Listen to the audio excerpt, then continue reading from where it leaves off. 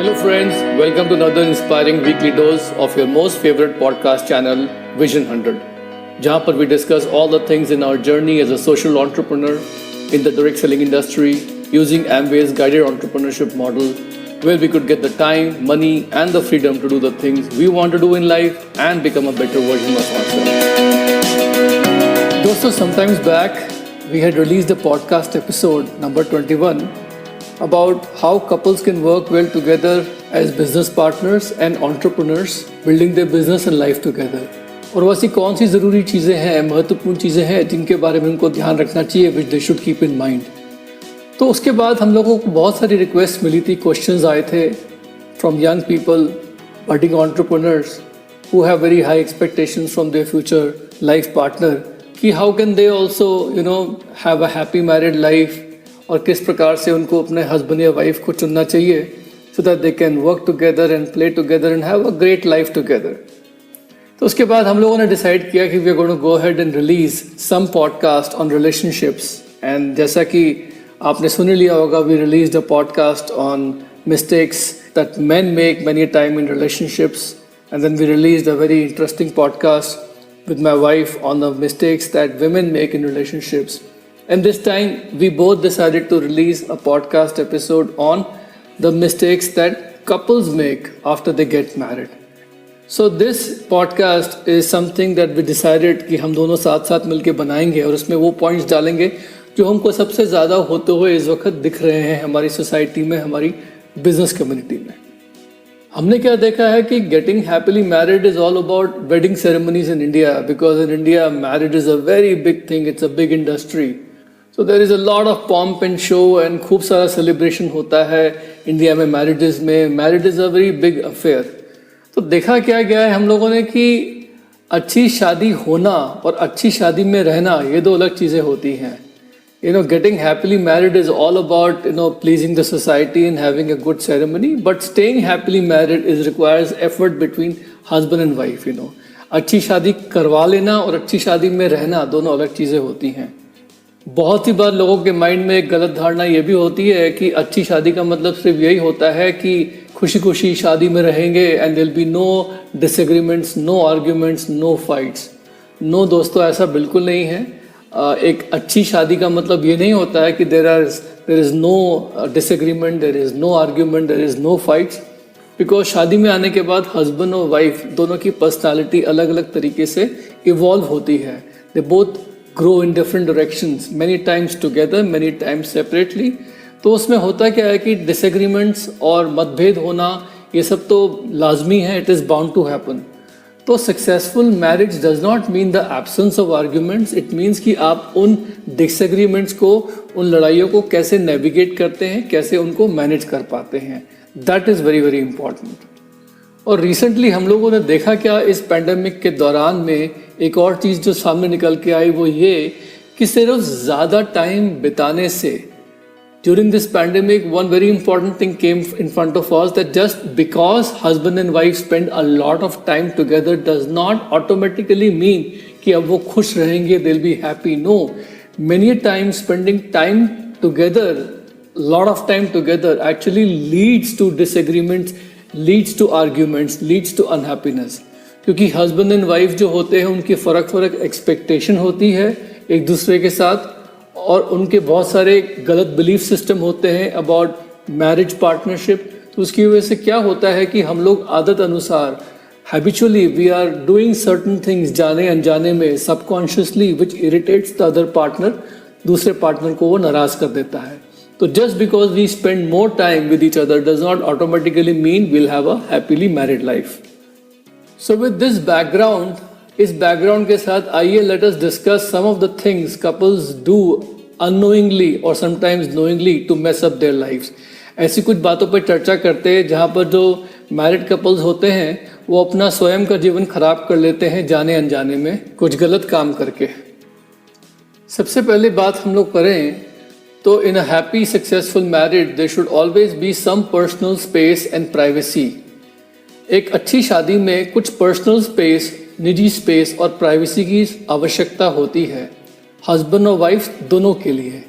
एक Indian middle class परिवार में in an Indian middle class family, many times, the husband-wife relationship is supposed to be so sacred, ये इतना पवित्र रिश्ता माना जाता है कि यदि हम लोग पर्सनल स्पेस की बात करें तो कभी कभी लोगों के माइंड में ख्याल आता है, they have this question in mind कि लोग इन सच अ सेक्रेड रिलेशनशिप ये पर्सनल स्पेस की बात उठे क्यों? जो मेरा है वो तुम्हारा है, जो तुम्हारा है वो मेरा है। लेकिन दोस्तों, हमने क्या देखा है कि अगर ये पर्सनल स्पेस की जो लैंग्वेज है या इसका कॉन्सेप्ट जो है ये हस्बैंड और वाइफ नहीं समझेंगे तो कहीं ना कहीं पर उनको सफोकेशन या घुटन महसूस हो सकती है। They can feel suffocated and then what will happen is sooner or later they'll cracks starting to appear in their marriage.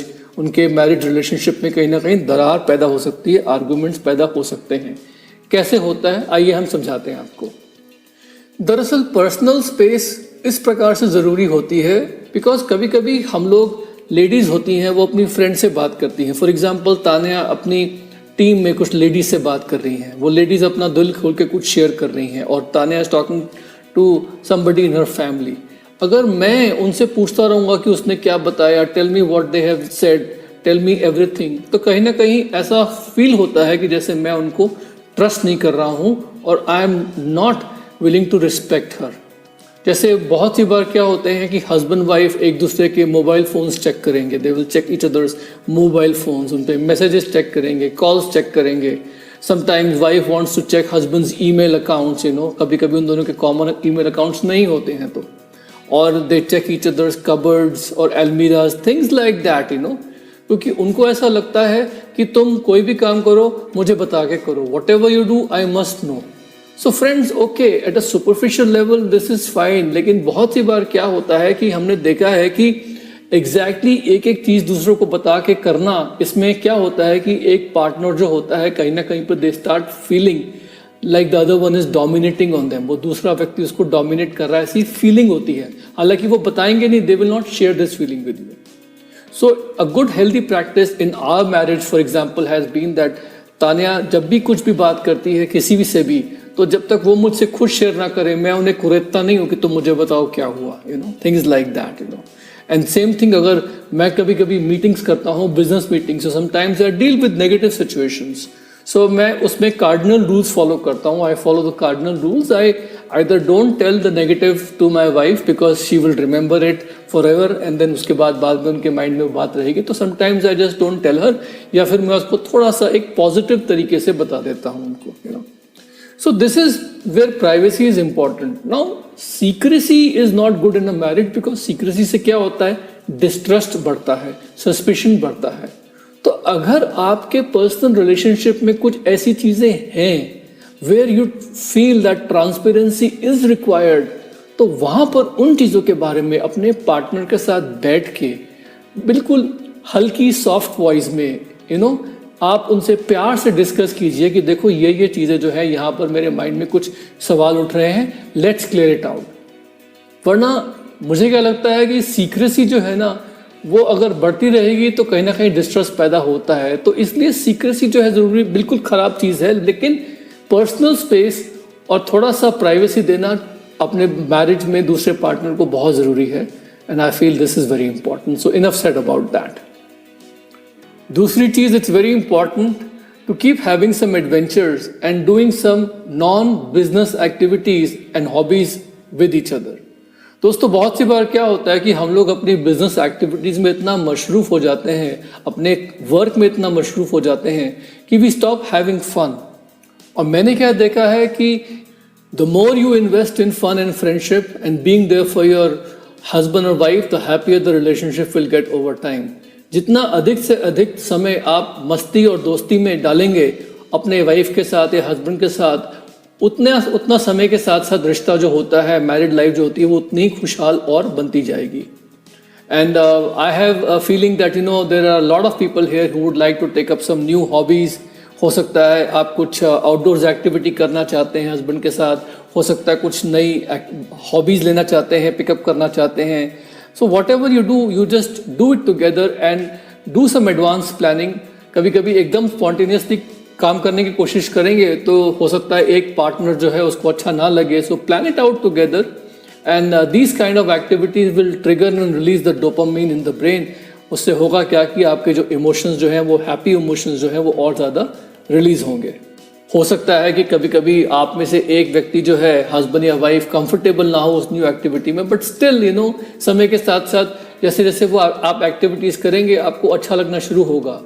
I can give you from my personal example कि एक बार Tanya she wanted to do some underwater deep exploration in a place in Cancun Mexico, जहाँ पर Rio Secreto underground river flow कर रही थी and it was passing through something called crystal caves. और दोस्तों मैं उस वक्त बिल्कुल भी स्विमिंग और पानी से घबराता था, लेकिन तान्या के साथ मैंने अंदर जाने के लिए डिसाइड किया और पूरा सारा इक्विपमेंट वगैरह पहना। And when we did go in deep in the water तो मैंने उनका हाथ कस के पकड़ लिया, लेकिन थोड़ी देर बाद धीमे धीमे मैंने हाथ रिलैक्स करके छोड़ दिया। I started enjoying it and since then I have counted as one of the highlights of our travels. तीसरी चीज़, आपका जो घर है, your home, it should be a personal haven. वो आपकी एक ऐसी जगह होनी चाहिए जहाँ पर आप रिलैक्स फील कर सकें, एक खुशनुमा माहौल हो। It should have a cheerful happy vibe to it. और वो वाइब्रेशंस क्रिएट करने के लिए ऐसा नहीं कि you need a lot of money, आपको बहुत सारा पैसा खर्च करना पड़ेगा, बट ये चीज़ हम लोगों ने ऑब्जर्व करी है अपने ट्रैवल्स में all over the world, specially in the Nordic countries and in the Europe, कि लोग अपने घर को पर्सनलाइज करते हैं। हमेशा कुछ प्लांट्स रखे, कुछ इमोशनल पिक्चर्स लगा के, कुछ मोमेंटोज लगा के, they use some scented candles or some essential oils to create some nice smell inside the house. They put some comfortable love seats, sofas or beds, bed covers. उससे क्या होता है ना कि कुछ ऐसी पर्सनल स्पेस होती है आपके घर में, वरना घर जो होता है वो एक सराय खाने की तरह, it looks like a guest house और like an office. You don't want that. So make sure that you create a personal space for you and your wife, both of you, where you feel good and happy spending time with each other. And there should be a cheerful, happy vibe to it. Number 4, always show respect to your spouse in front of others. देखा गया है कि शादी के बाद husband जो होते हैं ना वो धीमे धीमे अपनी वाइफ के लिए दरवाज़ा खोलना बंद कर देते हैं गाड़ी का, या किसी जगह जाते हैं तो पहले वो आगे जाते हैं और फिर दरवाज़ा खोलने के बाद they don't wait for the door to be open, वो दरवाज़ा ओपन रख के अपनी वाइफ को पास करने का टाइम नहीं देते हैं. They just kind of ignore her a little bit. और ये चीज़ जो है सिर्फ हस्बैंड्स की नहीं, बहुत सी बार वाइफ्स भी जो होती हैं अपने हस्बैंड्स को इग्नोर कर देती हैं किसी जगह पे जाके. तो मैंने क्या देखा है कि if you show respect to your wife और husband outside, then people will start respecting them. तो यहाँ पर मैंने यही देखा है कि जब भी मैं कभी किसी से इंटरेक्ट करता हूँ या बातचीत करता हूँ या मिलता हूँ, व्हेनेवर आई मीट और interact with people where my wife Tanya is not present, तो मेरी कॉन्वर्सेशंस में मैं हमेशा उनको एडिफाई करता हूँ. I respectfully include her in my conversations by saying things like oh she is so good at this और she does that very well, या वो ये बहुत अच्छे से करती हैं, या इस काम में उनकी महारत है. तो उससे क्या होता है कि I create an image in the other persons mind about my wife who they haven't met. तो मैं उनके माइंड में एक अच्छी छवि क्रिएट कर देता हूँ अपनी वाइफ के बारे में, ताकि जब वो उनसे मिलेंगे बाद में तो वो उनको रिस्पेक्ट दे सकें. तो इसमें बहुत ज़रूरी है कि आप सबके सब लोग जो है ना, you make sure that you publicly learn to respect and edify your spouse in front of other people so they can do the same thing. 5वीं मिस्टेक जो अक्सर हमने लोगों को करते हुए देखा है, that they try to split the responsibility 50-50 in the middle between husband and wife all the time.